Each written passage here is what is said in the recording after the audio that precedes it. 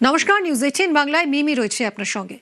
ভবানীপুরে তৃণমূল প্রার্থী মমতা বন্দ্যোপাধ্যায় বুধবার জমা দিলেন মনোনয়ন, আর তারপরে নাম বাদ নিয়ে চড়া সুর, ফের আদালতে যাওয়ার হুঁশিয়ারি দিলেন। আমার ধর্ম, কর্ম, বর্ণ, আন্দোলন সবকিছু ভবানীপুরকে ঘিরে সরকার আমরাই গর্ব।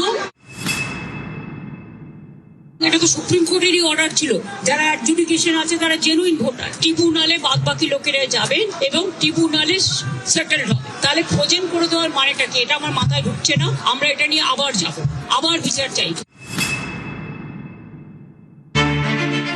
ভবানীপুর মমতা বন্দ্যোপাধ্যায়ের কেন্দ্র, তৃণমূলের দুর্গ। সেই ভবানীপুর থেকে এবারও তৃণমূল প্রার্থী মমতা। বিজেপির বাজি শুভেন্দু অধিকারী, তিনি আগেই মনোনয়ন জমা দিয়েছেন।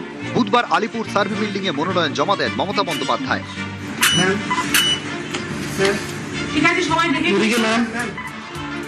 সকাল 10:30 বাড়ির সামনে শিব মন্দিরে পুজো দেন মমতা। এরপর মিছিল।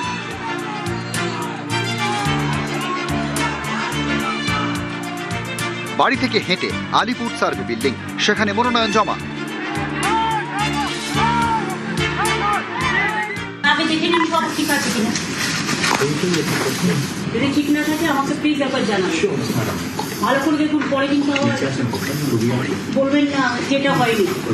যদি কোনো কিছু বাকি থাকে বলুন, আমি রেকটিফাই করবো। মনোনয়ন জমার পর শপথ। আমি মমতা ব্যানার্জি পশ্চিমবঙ্গের বিধানসভার একটি আসন পূর্ণ করার উদ্দেশ্যে মনোনীত হয়ে সত্যনিষ্ঠার সাথে প্রতিজ্ঞা করছি যে আমি বিধি দ্বারা প্রতিষ্ঠিত ভারতের সংবিধানের প্রতি সম্পূর্ণ শ্রদ্ধা ও নিষ্ঠা জ্ঞাপন করব এবং আমি ভারতের সার্বভৌমত্ব ও অখণ্ডতা রক্ষা করব।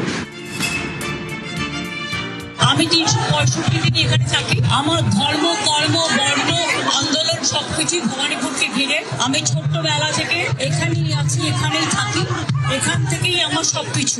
আমি আমার নমিনেশন যেমন ফাইল করলাম 294টা কেন্দ্রে আমাদের তৃণমূল কংগ্রেস এবং জোড়া ফুল তাদের প্রত্যেকটা প্রার্থীকে ভোট দেওয়ার জন্য আমি বাংলার মানুষকে অভিনন্দন জানাবো, কারণ সরকার আমরাই গর্ব।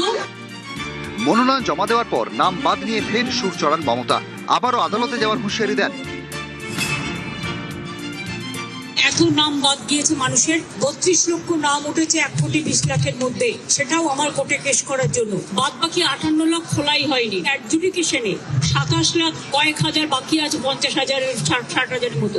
তাদের ভোটাধিকার দেওয়া উচিত বলে আমি মনে করি। পরে নাম তুলে কি হবে? তারা তো ভোটটা দিতে পারবে না। সুতরাং এটা তো সুপ্রিম কোর্টেরই অর্ডার ছিল, যারা অ্যাডজুডিকেশন আছে তারা জেনুইন ভোটার, ট্রিবিউনালে বাদ বাকি লোকেরা যাবেন এবং ট্রিবিউনালে সেটেলড হবে। তাহলে ফ্রোজেন করে দেওয়ার মানেটা কি? এটা আমার মাথায় ঢুকছে না। আমরা এটা নিয়ে আবার যাব, আবার বিচার চাই। নিউজ 18 বাংলা।